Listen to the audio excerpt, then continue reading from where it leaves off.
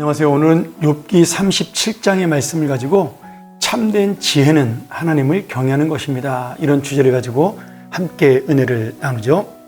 36장 22절부터 엘리후는 하나님을 찬양하라고 그렇게 권면을 합니다. 그리고 그 하나님의 위대하심을 스스로 찬양하며 자신의 이야기를 변증을 마치게 되는데요.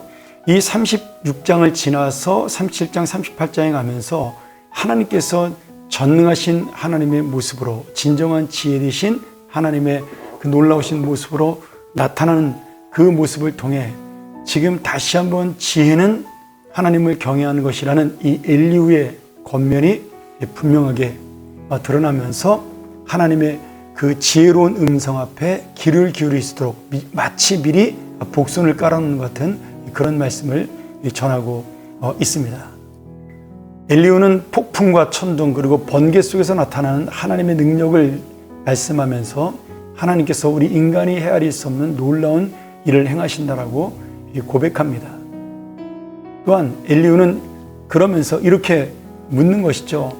하나님은 목적을 가지고 행동하시는 분이고 또 우리 자연은 스스로 법칙에 갇혀 있어 의미 없이 진행되는 세상이 아니다라고 말씀합니다.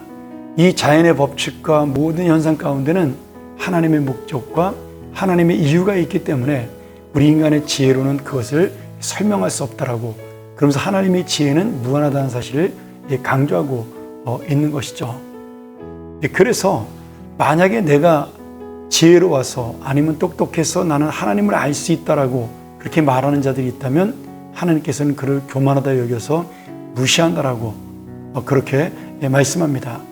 결국 이 말씀의 의미는 무엇이에요? 내가 하나님의 모든 뜻을 안다라고 말하는 것 자체가 큰 교만이며 어리석은 자의 확신이라고 말씀하는 것과 같습니다. 그래서 사실 이 엘리후는 욥이 28장에서 말했던 똑같은 이야기죠. 하나님을 경외하는 것이 곧 지혜고 악을 떠나는 것이 명철이다. 28장 28절에 욥이 그렇게 말씀하고 있거든요. 그런데 사실은 욥도 그렇게 고백은 했지만 자신의 고통 속에서 이 고백대로 하나님 앞에 믿음으로 나아가지는 못했던 겁니다. 그것을 엘리후가 마치 결론처럼 다시 한번 말씀을 하면서 지금 이 미래가 우리의 현실이 하나님의 목적으로 하나님의 관심으로 움직이고 있고 운행되고 있다는 사실을 말씀하고 있는 것입니다.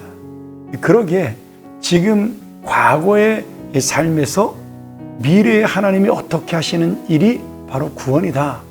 이것이 바로 예수님의 과거의 죄에서 미래를 구원하시는 우리를 구원하시는 그런 하나님의 방법이라는 것을 설명하고 있는 것입니다. 오늘 그러기에 지금 하나님께서 말씀하시는 이 구원의 지혜, 그것은 과학도 아니고 그리고 지식도 아니며 오직 하나님의 놀라운 능력이요 그리고 하나님께서 이 땅을 다스리는 하나님의 권능이라고 말씀하고 있는 것이죠.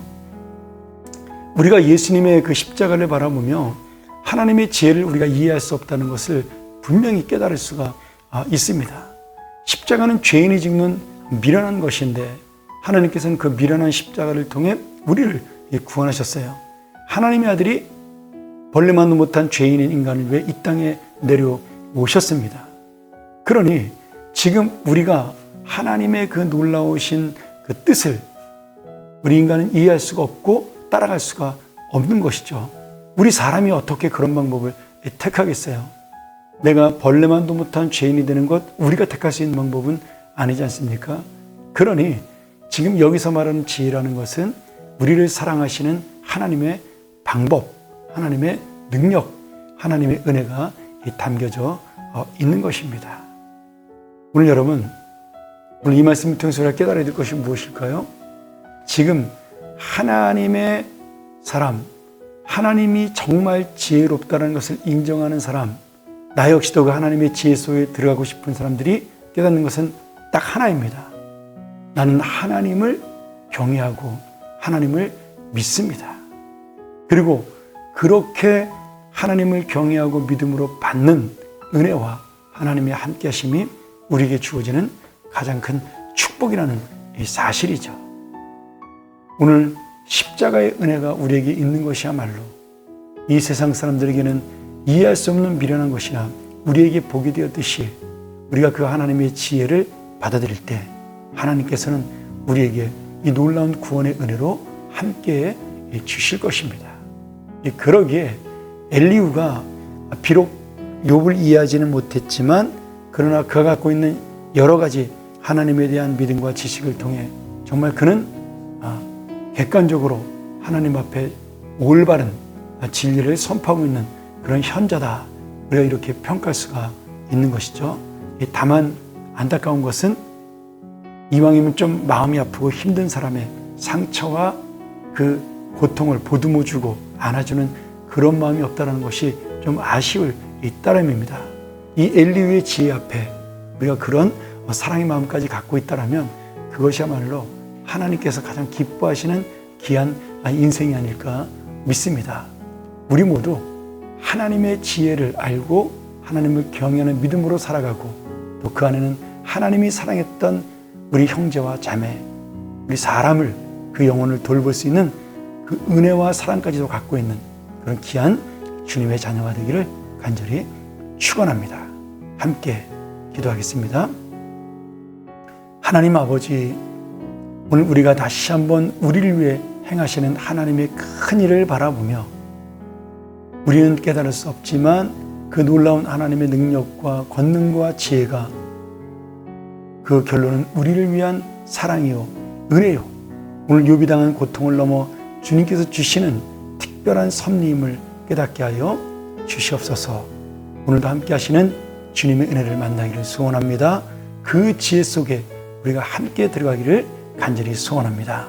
예수님의 이름으로 기도합니다. 아멘.